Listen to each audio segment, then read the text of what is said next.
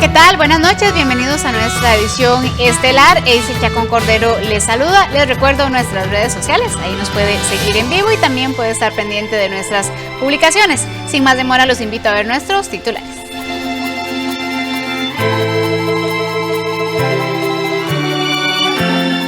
Mientras el Consejo Superior de Educación será quien dé el criterio final sobre las pruebas Faro, Francisco Pacheco, exministro de Educación, pide que se reinstalen las pruebas de bachillerato. El dólar llegó a los 963 colones este lunes en las ventanillas de los bancos públicos. El central intervino con 8 millones de dólares. La Contraloría hace un llamado de atención al CONAVI y al presidente Chávez por el desorden que hay en la ampliación de la Ruta 32. La falta de voluntad política durante 12 años tiene a Costa Rica en el límite de quedar rezagada tecnológicamente a nivel mundial y con pérdidas económicas millonarias. Le contamos los detalles en un reportaje especial. En el mundo, el presidente Jair Bolsonaro sobrevoló la zona devastada por las lluvias donde fallecieron más de 80 personas. Selección mayor femenina de fútbol tendrá 2 fogueos ante Haití como preparación para el premundial que definirá el pase al Campeonato del Mundo en Australia y Nueva Zelanda el próximo año.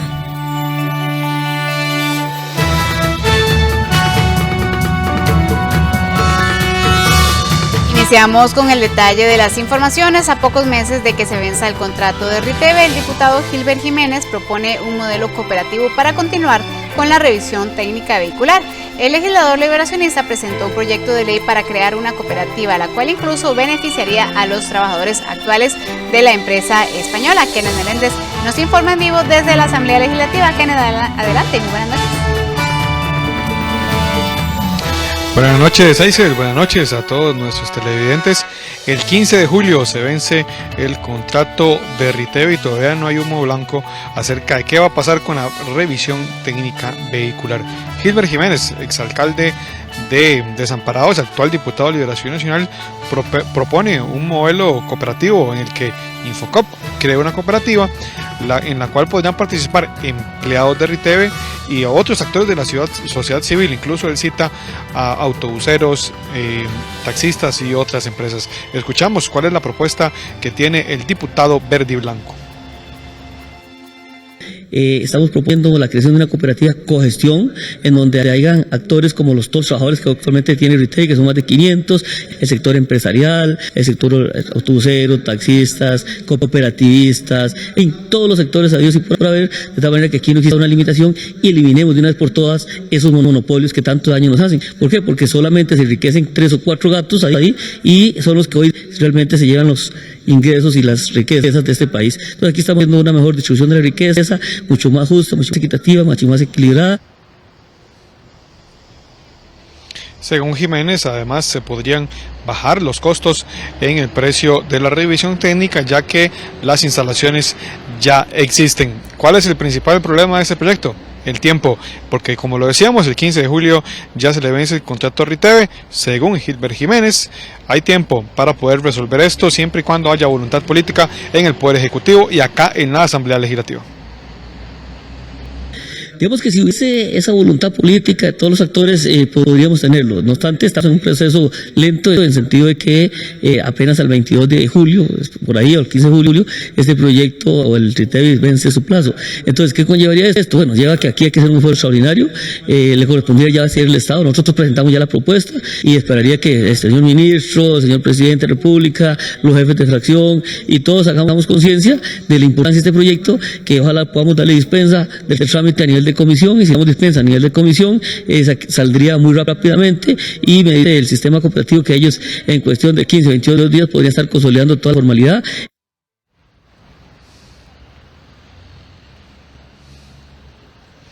Los popularmente llamados proyectos Chayote podrían tener sus días contados acá en la Asamblea Legislativa, ya que una propuesta del diputado Gilberto Campos del Partido Liberal Progresista busca que algunos de estos proyectos, que son como por ejemplo la donación de terrenos municipales para alguna ONG o inclusive alguna organización de bien social, ya no sean analizados acá en la Asamblea Legislativa, sino que sean los consejos municipales los que tengan la autonomía para brindar estas donaciones.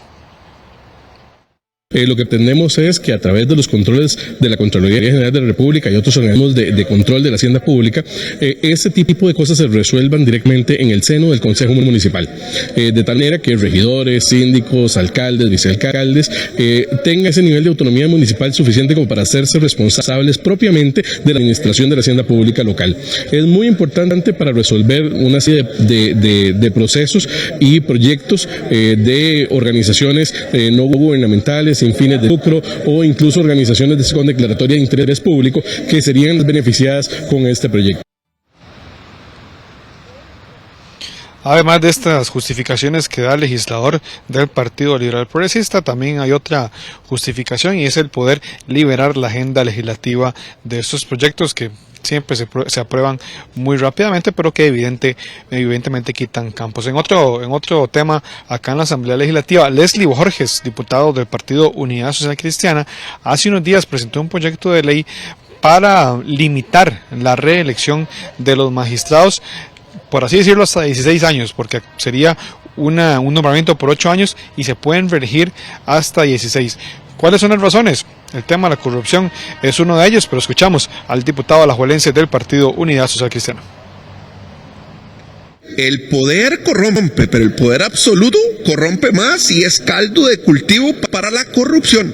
Yo creo que este país es un país maravilloso en que todos debemos de aportarle, sobre todo hoy como diputado de la República, en heredarle a las futuras generaciones un poder judicial sólido, donde se renueven liderazgos y podamos tener muchos otros magistrados de muchos otros pensamientos aportándole buenas ideas al Poder Judicial de Costa Rica. Bo Jorges tuvo una reunión el viernes con la ministra de la Presidencia, Natalia Díaz. Asegura que el proyecto tiene buen ambiente y que también ya ha tenido apoyo de algunos legisladores. La señora ministra de la Presidencia, doña Natalia, me dijo que le compartiera el proyecto de ley, que lo ve con buenos ojos, que ella lo va a estudiar y que después de que lo estudie nos volvamos a reunir para poder ver si lo podemos convocar en estos meses donde es el Poder Ejecutivo quien convoca los proyectos de ley. Muy bien. Hay muchos diputados que me han apoyado y que me han dicho, Leslie, me parece una gran propuesta. Me sorprendió ver a Fabricio, donde estaba totalmente de acuerdo y que además de eso cree que su fracción nos va a apoyar, y a muchos otros que han visto con buenos ojos este proyecto de ley que creo que fortalece la democracia costarricense. Muy contento con mis compañeros y compañeras diputadas que han hecho un gran aporte y que se me han acercado a decirme que es un buen proyecto de ley. Una propuesta que seguramente dará mucho de qué hablar, especialmente desde los altos mandos del Poder Judicial. Eisel, por el momento es todo acá desde la Asamblea Legislativa. Hoy con usted al estudio con más información. Gracias, Kenneth, por el detalle de la información. Otro tema que también ha sido noticia y que ha dado mucho de qué hablar en las últimas horas es la suspensión o eliminación de las pruebas FARO. Y es que el Consejo Superior de Educación afirma que no conoce ninguna propuesta para eliminar estas pruebas y afirma que solo este órgano tiene competencia para aprobar o eliminar un sistema de evaluación. Pese a que el presidente de la República, Rodrigo Chávez, indicó que se eliminará las pruebas FARO, el Consejo Superior de Educación afirmó que aún no conocen ninguna propuesta con respecto a esto. El anuncio lo hizo el mandatario el pasado sábado en una conferencia de prensa en una gira que realizó en la zona norte. Chávez indicó que dichas pruebas ya no se llevarían a cabo este año. Manuel Antonio Bolaños, miembro del Consejo, manifestó que no tienen detalles de esta iniciativa y que el Consejo es el único órgano competente para aprobar o eliminar un sistema de evaluación. Bolaños también explicó que el Consejo no sesiona desde el pasado 9 de marzo debido a la renuncia del exministro Leonardo Garnier y recalcó que de no estar publicado quién sustituirá a Garnier, no hay quórum para que el Consejo pueda sesionar. En función de lo anterior, el Consejo y este miembro en particular no conoce ninguna propuesta para eliminar las pruebas FARO. La señora ministra hizo circular un mensaje en el cual menciona que está trabajando con un grupo técnico una propuesta, la cual debe ser expuesta ante el Consejo Superior de Educación. Es el único órgano competente para aprobar un sistema de evaluación o para eliminarlo, y una vez que se conozca esa propuesta, en conjunto los 7 miembros del Consejo Superior de Educación decidiremos al respecto. Por otra parte, el exministro de Educación, Francisco Antonio Pacheco, afirmó que mientras el Consejo Superior no se reúna, las pruebas FARO continúan vigentes. Además, consideró que se debe retornar a las pruebas de bachillerato debido a las debilidades que se han demostrado en este último método de evaluación, aunque sí está consciente que hay que realizar cambios en el sistema educativo. Las afirmaciones del señor presidente sobre las pruebas FARO han traído mucha polémica, y eso yo diría que es positivo, porque sí es cierto que el Consejo Superior de Educación debe abocarse cuanto antes a revisar los acuerdos anteriores y eliminar las pruebas FARO, que están desprestigiadas en el país, que han sido objetadas por mucha gente, y además se conserva mucha incertidumbre sobre su aplicación. Me parece que lo más lógico es que se vuelvan las pruebas de bachillerato, que están consolidadas, que el ministerio está acostumbrado a hacerlas, a pesar de que han ido evolucionando a lo largo del tiempo con base en la información recogida, y que son un factor que articula muchas cosas dentro del Ministerio de Educación. Las pruebas FARO fueron realizadas en primaria y secundaria por primera vez el año anterior. Sin embargo, los estudiantes no alcanzaron un nivel avanzado en dichos exámenes. La nueva ministra de Educación informó que desde su despacho se ha trabajado con un equipo técnico del MEP para presentar la propuesta al Consejo y eliminar las pruebas FARO. Según agregó, existen razones técnicas suficientes que amparan esta recomendación.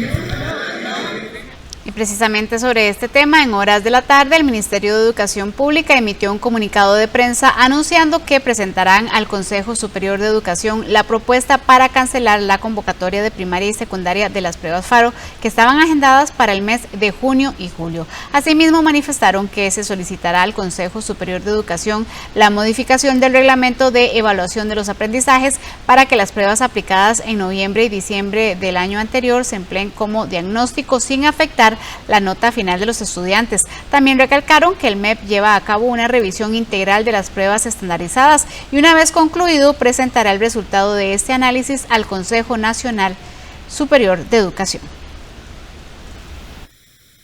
La propuesta que el Ministerio de Educación Pública presentará al Consejo Superior de Educación contempla, entre otras cosas, la cancelación de las convocatorias de primaria y secundaria programadas del 15 al 17 de junio y del 29 de junio al 1 de julio, respectivamente.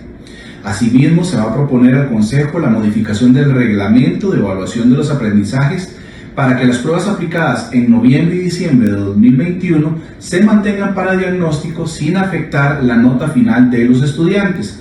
En estos momentos, el MEP lleva a cabo una revisión integral de las pruebas estandarizadas para análisis del Consejo Superior de Educación. En otros temas, los diputados pidieron al presidente de la República buscar en conjunto una solución para rebajar el costo de los combustibles sin generar un enorme hueco fiscal. Los legisladores sugieren utilizar recursos de préstamos por 200 millones de colones que solicitarán al BCE. Yo respeto a la Asamblea Legislativa, pero para firmar yo esa ley como presidente de la República y no vetarla, si cortan el ingreso fiscal, tienen que decir a dónde cortar el gasto. Luego de esas declaraciones del presidente Rodrigo Chávez, los diputados de oposición pidieron buscar en conjunto una solución para reducir el costo de los hidrocarburos y recuperar el faltante que dejaría la disminución del impuesto único de los combustibles. En el Partido Unidad Social Cristiana aseguran que el mandatario hizo referencia al primer proyecto de ley que se presentó en ese sentido para descontar 100 colones de los combustibles y no a la nueva propuesta planteada por esta fracción que generaría una rebaja de 25 colones en las gasolinas y 50 colones en el diésel, por lo que hicieron un llamado al gobierno para en conjunto buscar una alternativa pronta a esta problemática. También es importante sentarse a la mesa y ver contención del gasto, dinero subejecutivo diputados de instituciones, pero esto le corresponde al Ejecutivo. El gobierno es el llamado a sentarse a la mesa y también valorar de dónde se puede conseguir este dinero. Nosotros hemos dado un primer paso a dar una propuesta en un proyecto de ley que puede venir a liberar de manera inmediata el costo del combustible, y también hemos dado propuestas de cómo subsanar este hueco. Mientras tanto, en el Partido Liberación Nacional consideran que podría ser una buena alternativa utilizar los recursos del crédito que el Ejecutivo solicitó al BESIE por 200 millones de colones. Para ello es necesario buscar otras fuentes como créditos como el que él ofreció, los 200 millones de colones, que estaríamos con toda la voluntad de aprobar los legisladores, por lo menos la fracción, para que se apliquen en la disminución. Podrían buscar otras fuentes en el BID, el mismo BCI, aumentar ese monto. Por otro lado, en el Frente Amplio consideran un error cerrar las puertas a esta discusión e insisten en la necesidad de reducir el costo de los combustibles. La fracción del Frente Amplio considera que es un error por parte del señor presidente de entrada cerrar las puertas a un proceso de discusión y negociación. Coincidimos en que es necesario buscar vías que compensen sin afectar a las clases medias y bajas, pero que compensen esos ingresos que se perderían por una potencial reducción del impuesto.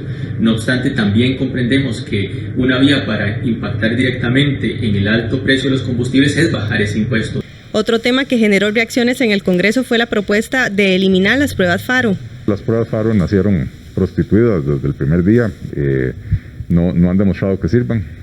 Me parece que técnicamente es una buena decisión, tienen que tomarla cumpliendo con las formalidades correctas. Por el momento, el MEP trabaja una propuesta para presentarla ante el Consejo Superior de Educación, siendo este el ente encargado de avalar la eliminación de las pruebas que fueron creadas como sustitución del bachillerato.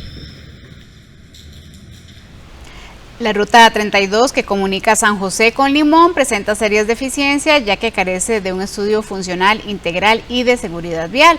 Así lo señala un informe de la Contraloría General de la República. Además, el estudio muestra que el CONAVI inició las gestiones de financiamiento sin cumplir la fase de preinversión. Un informe de la Contraloría General de la República señala que la Ruta 32 tiene serias deficiencias, debido a que el Consejo Nacional de Vialidad, CONAVI, no cumplió una secuencia lógica y sucesiva según la regla. La investigación señala que elaboraron los diseños de obras adicionales sin cumplir la fase de preinversión y sin demostrar su viabilidad, explicó la gerente del área de fiscalización de desarrollo de ciudades de esta entidad. Como parte de los principales hallazgos se tiene que la determinación de las obras no ha seguido un proceso o secuencia lógica de acuerdo con la normativa de Mideplan. Se han elaborado diseños sin contarse con la fase de preinversión y sin contar con su viabilidad. Por otra parte, no se cuenta con un estudio integral ni de seguridad vial que sirva de sustento para la definición de las obras adicionales. Aragón manifestó que la Ruta 32 debe permitir que las personas y bienes se movilicen en sus comunidades, así como en el Valle Central y el Caribe Sur del país. También se han iniciado gestiones relacionadas con el financiamiento sin que se cuente con la fase de preinversión ni se tenga definido el plazo, alcance y el presupuesto requerido. El propósito de dicho estudio fue subsanar las deficiencias de esta vía. La Contraloría le brindó algunas disposiciones al CONAVI y le remitió un documento al presidente Chávez para que intervengan y articulen la carretera y además coordinen una solución entre todas las dependencias involucradas en el proyecto. En 13 Costa Rica Televisión consultamos a la oficina de prensa del Ministerio de Obras Públicas y Transportes sobre este tema. Sin embargo, nos informaron que el ministro Luis Amador se referirá sobre en los próximos días. El brasileño Antonio Calzado Trindade, juez de la Corte Internacional de Justicia de referencia mundial en el área de los derechos humanos, falleció este domingo en Brasilia a los 74 años de edad. Él fue presidente de la Corte Interamericana de Derechos Humanos y miembro de la Corte Permanente de Arbitraje, según destacó en un comunicado de prensa la Cancillería brasileña al lamentar la pérdida de uno de sus más brillantes y destacados juristas. Fue también el primer brasileño elegido en 2 mandatos como magistrado de la Corte Internacional de Justicia, tribunal de la ONU que juzga disputas entre estados. El jurista fue consultor jurídico del Ministerio de Relaciones Exteriores de Brasil entre los años 1985 y 1990 y profesor del Instituto Río Branco, la Escuela de Diplomacia brasileña, entre 1979 y el año 2009. De acuerdo con la nota del Ministerio de Relaciones Exteriores, Cansado permaneció fiel a sus ideas y con una determinación incansable dejó como legado una mayor humanización del derecho internacional, inspiró a generaciones de diplomáticas en la defensa del derecho internacional. Vamos a hacer una pausa comercial. Cuando regresemos le contamos que el dólar llegó a los 693 colones este lunes en las ventanillas de los bancos públicos y el Banco Central intervino con 8 millones de dólares. Esta es la intervención más importante que ha hecho el Banco Central. Cuando regresemos, los detalles.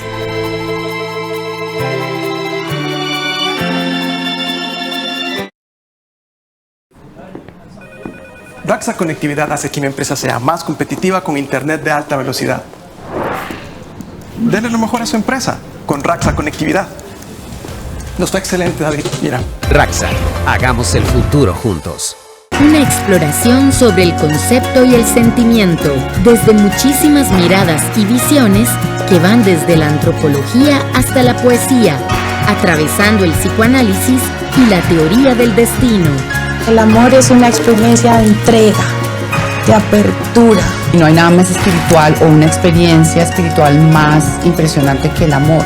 Como el coqueteo, el mensajeo, la salidita, la llamadita.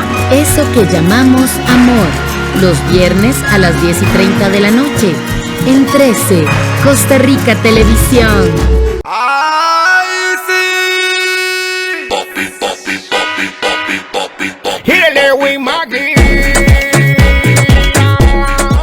Empiece la mañana poniéndole sabor a la vida al ritmo de cardio dance y salsation. Mejore su condición física, su salud y hasta su estado de ánimo. Acompáñenos todos los días a las 8 de la mañana en Póngale Bonito, el nuevo programa de acondicionamiento físico de 13, Costa Rica Televisión. Hay herramientas y plataformas digitales que hacen más sencilla nuestra vida. Conoce cuáles son y cómo utilizarlas en ET Educación Tecnológica. Sábados 1 de la tarde y repetición domingos a las 4:30 de la tarde. Te invita.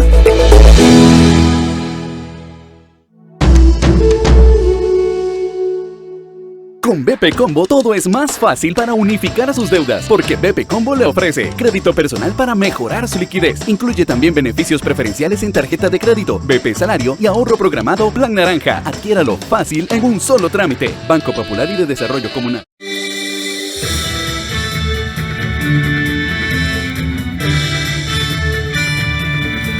Banco Popular presenta el tipo de cambio. Enseguida le mostramos en pantalla cómo se ubica la compra y venta del dólar para este inicio de semana según el Banco Central de Costa Rica y como lo ha sido tendencia en las últimas semanas, sigue al alza. La compra 675 colones con 89 céntimos y la venta 685 colones con 3 céntimos.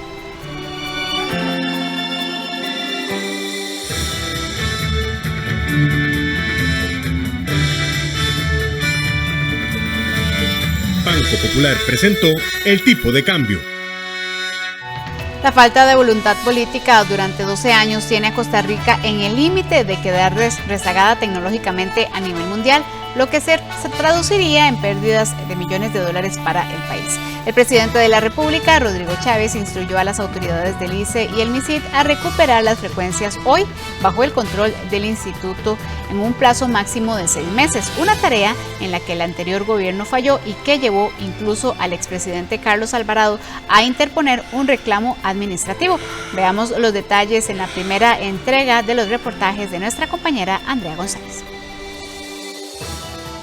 Exactamente como lo menciona la compañera, esta semana presentaremos 3 reportajes vinculados con la red 5G. Trataremos de una forma amigable de explicar qué es la tecnología 5G, su impacto en el país, por qué estamos demorados en su implementación, qué papel juega cada institución y a qué nos arriesgamos si no se desarrolla. Acá la primera entrega de los reportajes Revolución Digital Rezagada.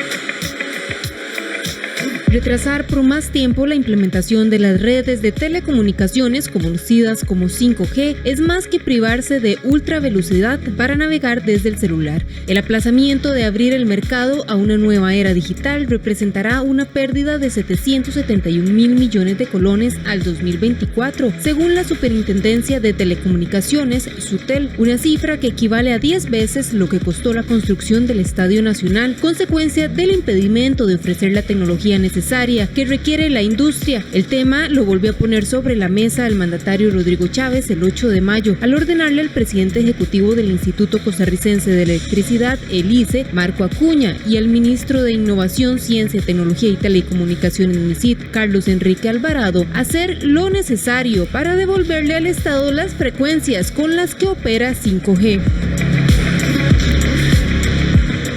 El presidente ejecutivo del Grupo ICE y el ministro del MICIT tienen una orden directa que a más tardar en 6 meses la tecnología celular de quinta generación, las frecuencias, están en manos del Estado o, que es lo mismo, están disponibles para que el país tenga acceso a tecnología celular de quinta generación. Prometimos generar 5G y va a ocurrir.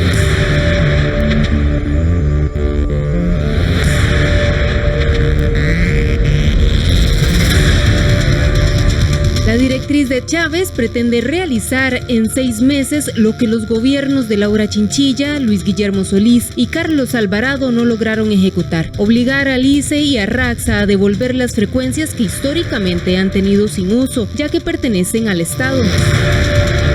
¿Pero qué es la tecnología 5G? La implementación de la red 5G es una revolución tecnológica sin precedentes.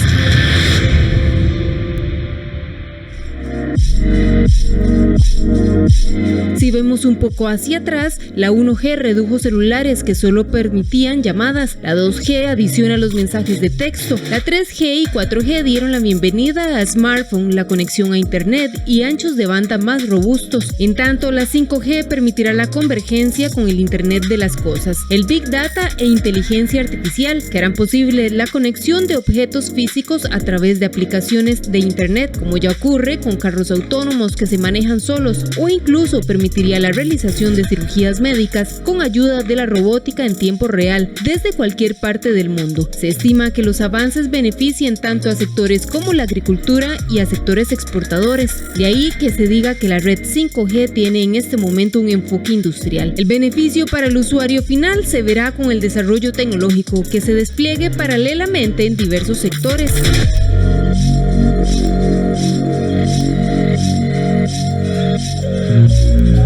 El sector empresarial y cámaras coinciden en que la falta de voluntad política es lo que ha frenado la apertura de la tecnología 5G en Costa Rica, el escaso apoyo del MICIT por parte de mandatarios de turno y la ausencia de una ruta país en temas de tecnología. Realmente es un tema de visión, es un tema de voluntad política por parte principalmente del presidente de la República. Al estar aquí en este escenario interactuando distintas instituciones, es muy importante ese músculo político y ese empoderamiento que el presidente de la República le dé al ministro del MISIT en este caso, para que pueda coordinar y pueda obtener los resultados. ¿Por qué? Porque depende de otras instituciones. Entonces yo creo que aquí primero lo que hubo o lo que ha habido es una falta primero tal vez de visión de parte de algunas de las autoridades. Ha habido una falta de compromiso y una falta de liderazgo también. Infocom afirma que durante los últimos 2 años el gobierno de Carlos Alvarado nunca tuvo avance en temas de telecomunicaciones. En su lugar, se abrió el portillo al peor camino al iniciar en marzo del 2021 un proceso administrativo que podría llevar el caso a las instancias judiciales, generando un riesgo país de rezago tecnológico de hasta 10 años, situación que esperan se congele con la intención de negociar con las nuevas autoridades. El gobierno de don Carlos Alvarado nunca tuvo, digamos, la intención de liderar ni de tomar una decisión concreta, nunca asumió, digamos, la responsabilidad política, y lo que terminaron haciendo con un proceso administrativo fue, como decimos coloquialmente, patear la bola, ¿verdad? Y dejarle la torta a alguien más.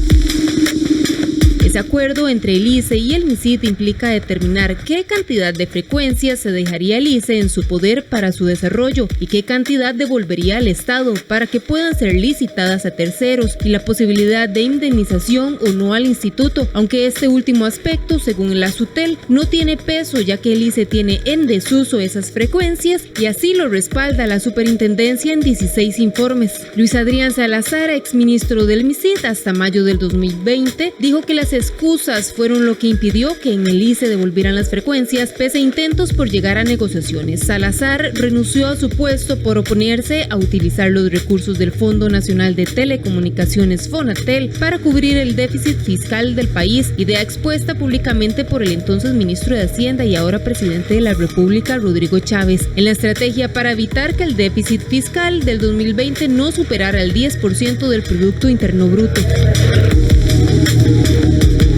Mientras yo fui ministro hubo todo el acercamiento del mundo y siempre creímos que la voluntad era llegar a un acuerdo mutuo a partir de alguna propuesta que nos hiciera el ICE, y eso pues cuando ya había pasado algún tiempo nos dimos cuenta que no, empezamos a insistir a través de diferentes documentos, etcétera. No sucedió. Yo me fui del ministerio, se fue el señor viceministro don Edwin Estrada, y a partir de ahí pues yo no vi que pasara nada. O sea, se hizo varios anuncios, se habló de varias, y al final pues montaron hicieron un proceso administrativo que para mí lo único que hace es que complica todo. Pese a las señales vistas como positivas, lo cierto es que el decreto con la directriz del presidente Rodrigo Chávez aún no ha sido publicado en el diario oficial La Gaceta. Los empresarios insisten en la necesidad de establecer reglas claras que den seguridad jurídica a los inversionistas. Por su parte, Infocom asegura que sí han existido resistencias por parte del ICE para la liberación de las frecuencias y con mayor fuerza luego de hacer pública su intención de competir en el mercado de 5G. Tras consultas de este diario, el ICE aseguró que participará activamente de los esfuerzos que el MISIT considere para el desarrollo de la tecnología 5G en el país, y afirmaron que tienen como prioridad la revisión técnica y legal de la solicitud realizada por Chávez. El grupo contribuirá con la implementación rápida y eficaz de 5G en Costa Rica, con un enfoque integral que beneficie los intereses nacionales y promueva la participación de todos los sectores. Mañana veremos qué papel juega cada quien y en dónde empezó la historia.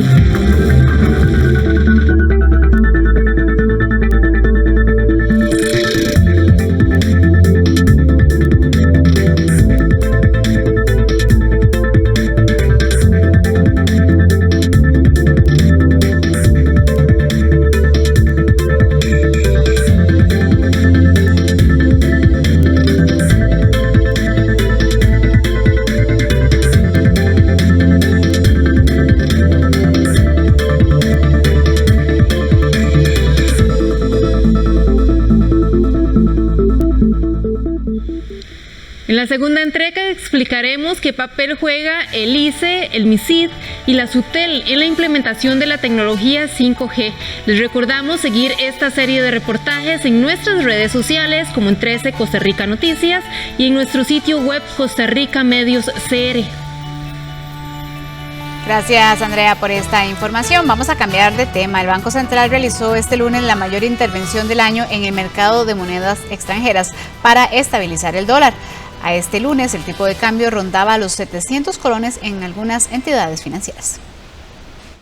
Este lunes el Banco Central realizó la mayor intervención del año en el mercado de monedas extranjeras. Monex colocó $8 millones para frenar el tipo de cambio, y es que la referencia en el Banco Central se puede encontrar en 685 colones, sin embargo en ventanilla en las diferentes entidades financieras llega hasta los 698 colones. Esta es la cuarta intervención del año. La primera se dio en el mes de febrero con $4,2 millones, la segunda en abril con $1,7 millones y la tercera el pasado 23 de mayo con $0,5 millones. Con la intervención del Banco Central en el día de hoy hemos podido darnos cuenta que hay una presión y sigue habiendo la misma para la obtención de la divisa norteamericana, y es por eso que el tipo de cambio sigue hacia el alza. Pero también tenemos que recordar que el Banco Central es reactivo, él monitorea todos los días, y si existe una amenaza latente de alguna devaluación interdiaria por más de 5%, es cuando se realiza la intervención dentro del mercado mayorista de divisas. No es de la forma que a veces se pudiera creer, de que el Banco Central primero inunda de dólares para que bajen. No, es exactamente de forma reactiva como el Banco Central es el que actúa cuando ve algún tipo de fluctuación o este tipo de amenaza. El conflicto entre Rusia y Ucrania y el aumento en el precio del petróleo han sido dos de los factores más importantes que han incidido en el alto valor del dólar. Según el economista Federico Rivera, de continuar aumentando el precio de los combustibles, el dólar seguirá subiendo. La intervención del Banco Central para regular el tipo de cambio es sumamente importante, pero no va a ser suficiente, debido a que la tendencia es a la alza, y el que incide más en esto es la compra de dólares que tiene que hacer el Recope, porque tiene que comprar el petróleo cada vez más caro.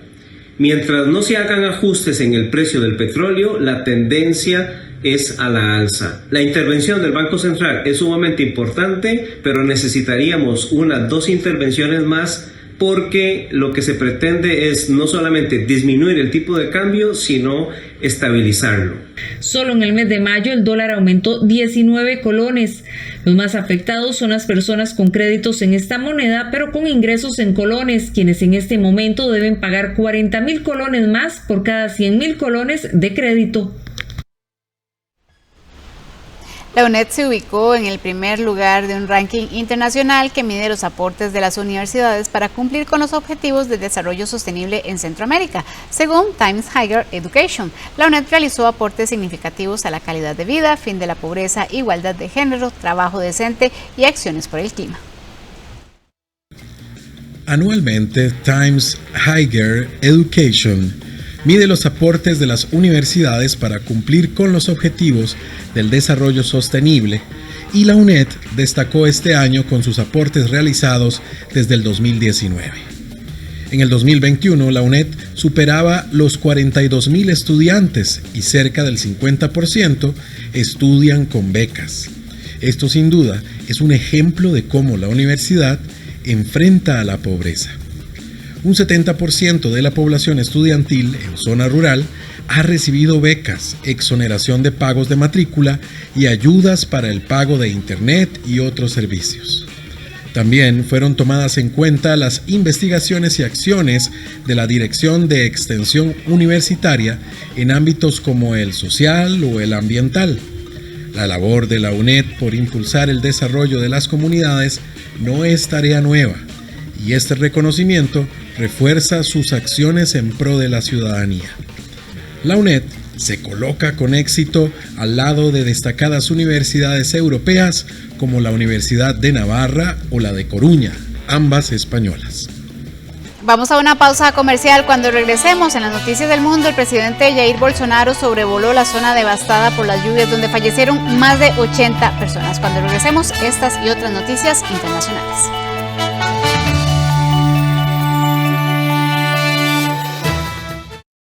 Este es el camino para atender las afectaciones emocionales de tus hijos e hijas. Si tus hijos e hijas experimentan estas emociones, debes creerles, escucharles, apoyarles y buscar acompañamiento profesional. PANI y Gobierno de la República.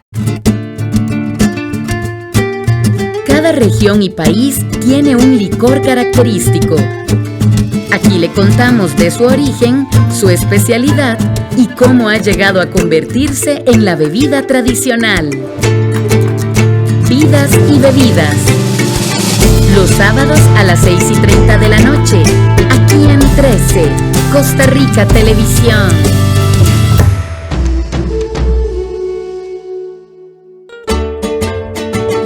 A través del viaje recetario de su abuela, que es un diario de viajes, una joven descubre sus raíces en la identidad de su gente y su país. El sabor de mi tierra, la delicia de la comida colombiana. De lunes a viernes a las 9 de la mañana, aquí en 13, Costa Rica Televisión.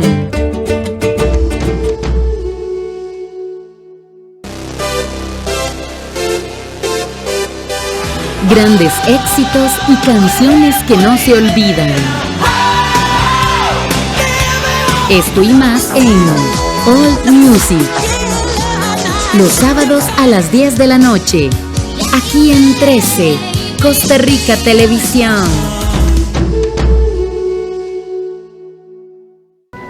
¿Pusieron a una mujer al frente de este evento importante? ¿En qué piensa la familia de Canoya? La señora Asa es una ejecutiva importante de Canoya. Creo que usted podría estar embarazada. Es verdad. ¿Embarazada? ¿Asa? ¡Así es!